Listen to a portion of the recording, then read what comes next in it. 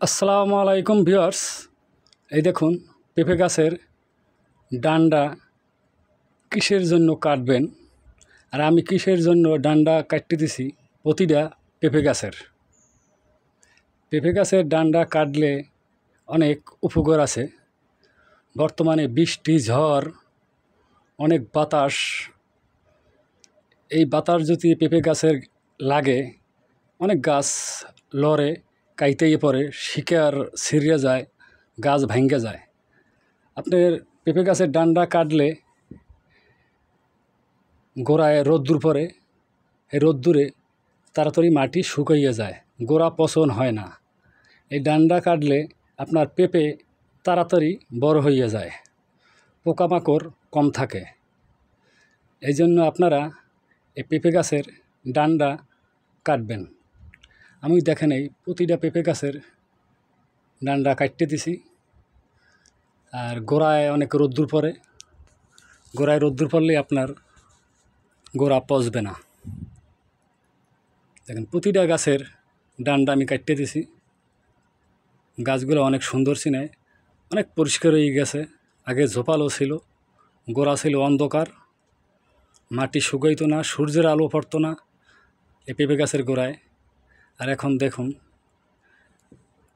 পেঁপেতে রোদ্দুর উঠলেই রোদ্দুর পড়বে, মাটিতেও রোদ্দুর পড়বে, আপনার পোকামাকড়ও থাকবে না গোড়ায়। এই জন্য আমি পেঁপে গাছের ডান্ডা কাটতে দিছি।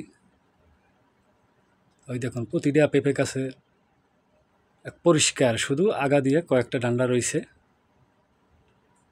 এই দেখুন, এই অনেকে বলে ডান্ডা কাটলে ক্ষতি আছে, পেঁপে বড় হয় না।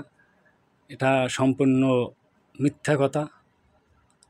ঠিক আছে, আমি আরও অনেক আগে আমি 2টা পেঁপে গাছের ডান্ডা কাটতে আমি পরীক্ষা করে দেখছি, পেঁপে ছোটো হয় না, বড় হয় না, পেঁপে তাড়াতাড়ি বড় হয়। এটা আমার পরীক্ষা করা হয়েছে, এই জন্যই আমি সব গাছের ডান্ডা কাটতে দিয়েছি। এই দেখুন, এই ফলন্ত গাছেরই। আর আপনারা ভিডিও দেখবেন যারা প্রকৃতিও চাষি, যারা নিজেরা চাষ করে, নিজেরা ভিডিও দেয়, এই ভিডিওগুলো আপনারা সবসময়ের জন্য ফলো করবেন, কিছু শিখতে পারবেন।